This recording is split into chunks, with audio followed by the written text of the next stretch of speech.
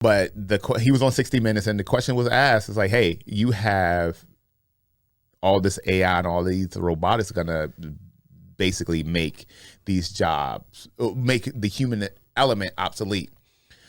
What happens when you take all these people's jobs? And this motherfucker said, he said that in theory, with the uptick in revenue that these companies are going to have because, you know, less of a workforce, and then they're more efficient, that the more money they make, the more capable they are of hiring people. It's like, what?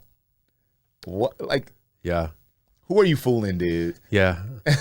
Who are you fooling? I would say, at least for us, on the little bit that we use, it's enhanced the way we operate.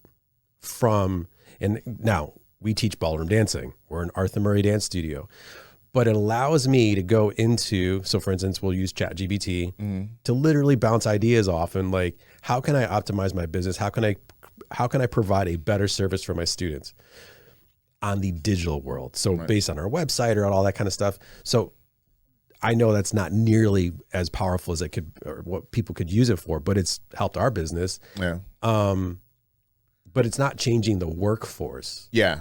Yeah, so, because your work is still dependent on human interaction. Yeah. The product cannot be delivered without human interaction. Right. So yeah. But that's not the case with a lot of, when you talk about factory jobs or, you know, a lot of labor jobs out there. I mean, it can be done by robotics. Yeah.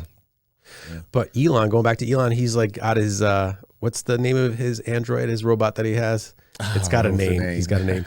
But like, there was talks, and one of my buddies was like, man, we could possibly be replaced as dance teachers, because it's like at some point, like, robots could, I guess, articulate enough to be able to. I was like, no, dude. Yeah, I think the emotional element, the physical touch, the human touch based on what we do is more important than sometimes what learning a step is. So, sure. Yeah, I think the amount of emotional sophistication that it would take for like a robot to do your job is non-existent. And I don't think it will ever be. And that's the argument, you know, when we talk like the socialist, and, you know, when we talk about the human element of it,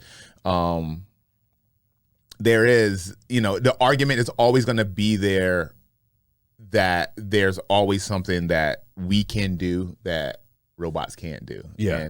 And so and that's what it's going to come down to is that how strong is that argument